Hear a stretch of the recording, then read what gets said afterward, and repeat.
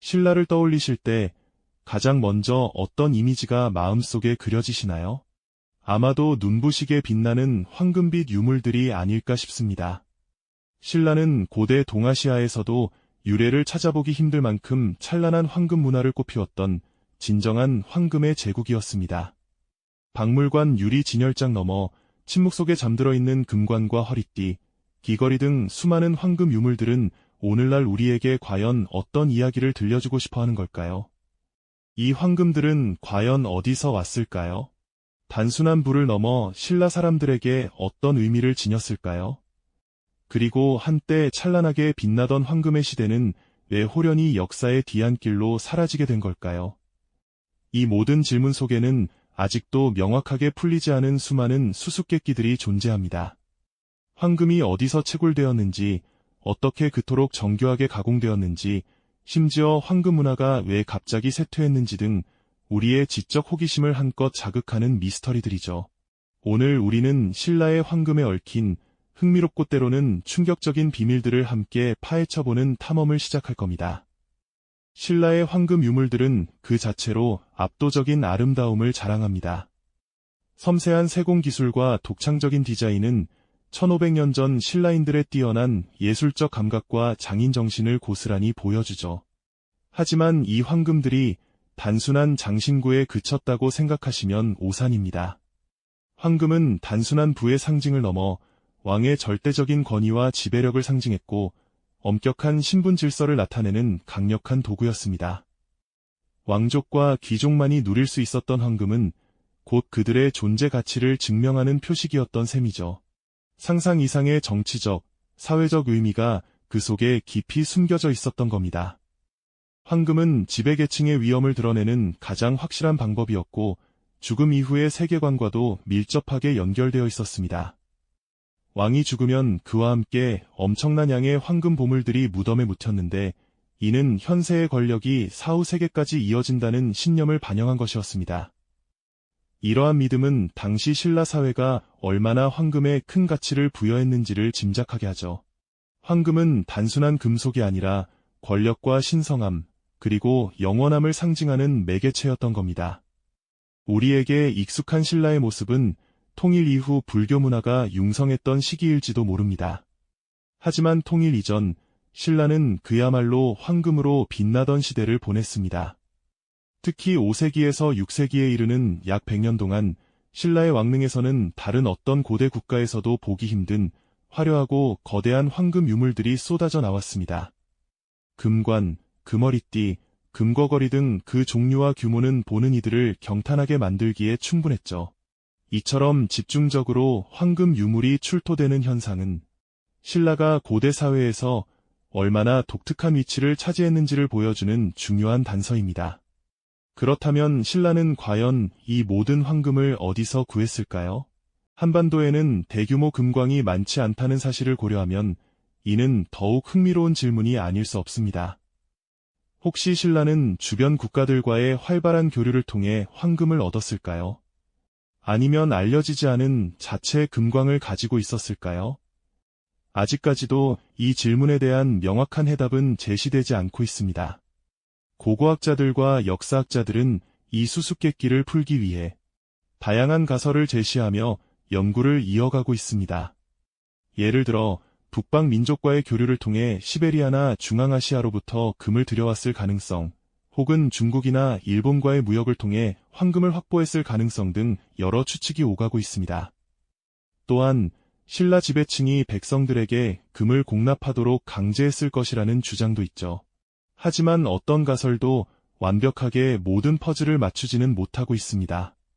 황금의 출처는 신라 황금 문화의 가장 큰 미스터리 중 하나로 남아 우리를 끊임없이 상상의 나래를 펼치게 만듭니다. 이처럼 신라의 황금은 단순한 역사적 유물을 넘어 고대 왕국에 숨겨진 힘과 미스터리, 그리고 아직 풀리지 않은 수수께끼들을 고스란히 간직하고 있습니다. 오늘 우리는 이 찬란한 황금의 제국, 신라가 우리에게 던지는 질문들을 함께 탐색하며 그 속에 담긴 다채로운 이야기들을 하나씩 풀어볼 겁니다. 마치 시간 여행을 떠나 고대 신라인들의 삶과 정신을 직접 마주하는 듯한 생생한 경험을 하게 되실 겁니다. 신라 황금의 진정한 가치와 의미를 찾아 떠나는 여정에 여러분을 초대합니다. 자, 그럼 이제 신라의 황금이 단순한 장신구를 넘어 과연 어떤 의미들을 품고 있었는지 그 깊은 비밀 속으로 함께 들어가 볼까요? 신라인들에게 황금은 단순히 부를 과시하는 수단을 넘어 왕의 권위와 사회적 계급, 그리고 죽음 이후의 세계관까지 아우르는 거대한 상징체계였답니다. 찬란한 금관을 한번 떠올려 보시죠.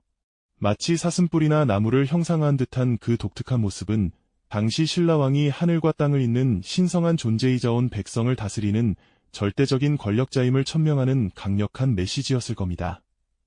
특히 신라의 금관은 나뭇가지 모양의 입식과 사슴뿔 모양의 입식이 한데 어우러져 하늘의 권능과 땅의 풍요로움을 동시에 담아내려 했던 신라인들의 염원을 보여주는 듯합니다. 이처럼 금관은 왕의 머리 위에 얹어진 순간 그를 단순한 인간이 아닌 신성한 존재로 격상시키며 백성들에게 경외심을 불러일으키는 최고의 상징물이었던 것이죠. 또한 왕릉에서 출토된 허리띠는 길이에 따라 신분을 나타냈고 수많은 장식들이 주렁주렁 매달려 왕의 위엄을 한층 더 높여주었습니다. 귀걸이 역시 그 크기와 형태에 따라 착용자의 신분을 짐작하게 하며 섬세한 세공 기술로 고대 신라인들의 뛰어난 미적 감각을 엿볼 수 있게 해주죠. 이처럼 신라의 황금 유물 하나하나에는 고대인의 삶과 죽음, 그리고 그들이 믿었던 영혼의 세계가 고스란히 새겨져 있습니다.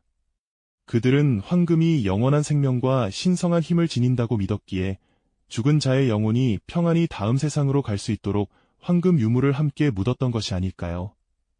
마치 황금빛 찬란한 빛이 어둠 속에서도 길을 밝혀주듯이 신라인들은 황금으로 죽은 자의 영혼을 인도하려 했던 것은 아닐까 하는 상상도 해보게 됩니다. 이처럼 황금은 신라 왕실의 모든 것을 대변하며 그들의 삶과 죽음을 관통하는 중요한 가치였던 셈입니다. 그런데 말이죠. 신라가 삼국을 통일하고 불교가 국교로 융성하면서 황금의 사용이 점차 줄어들고 고려 시대 이후에는 신라만큼의 황금 유물이 발견되지 않는다는 사실 알고 계셨나요? 이 또한 신라 황금 문화의 또 다른 미스터리 중 하나입니다. 그렇게나 찬란했던 황금의 시대는 왜 호련히 그 그림자를 감추게 된 걸까요?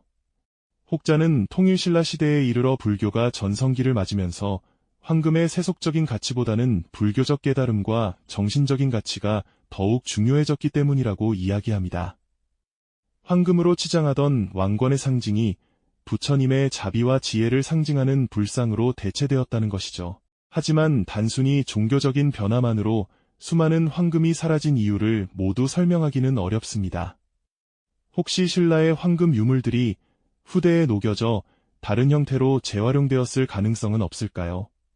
아니면 외세의 침략이나 약탈 과정에서 유실되거나 혹은 아직 우리가 발견하지 못한 땅속 어딘가에 고스란히 묻혀 있을지도 모른다는 추측도 해볼 수 있습니다.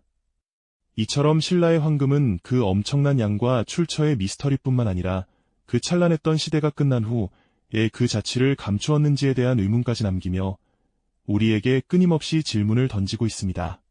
결국 신라의 황금은 단순한 부의 상징을 넘어 고대 한반도의 지정학적 위치와 실크로드의 연결점, 그리고 왕실의 절대적인 권력과 심오한 세계관이 집약된 결정체라고 할 수 있을 겁니다.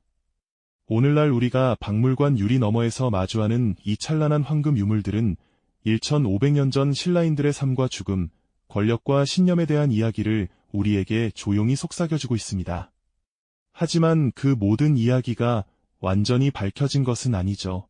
황금의 정확한 출처와 그 모든 의미는 여전히 수수께끼로 남아 우리가 발견한 것은 아직 빙산의 일각일 뿐임을 알려주는 듯합니다.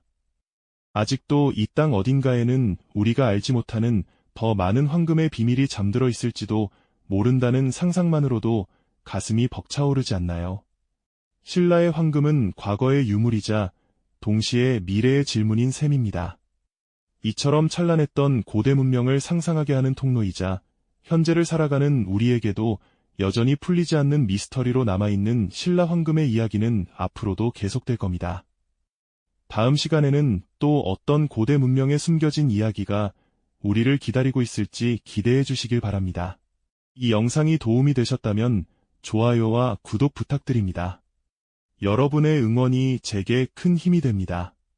다음 영상에서도 더 유용한 정보를 공유하겠습니다. 감사합니다.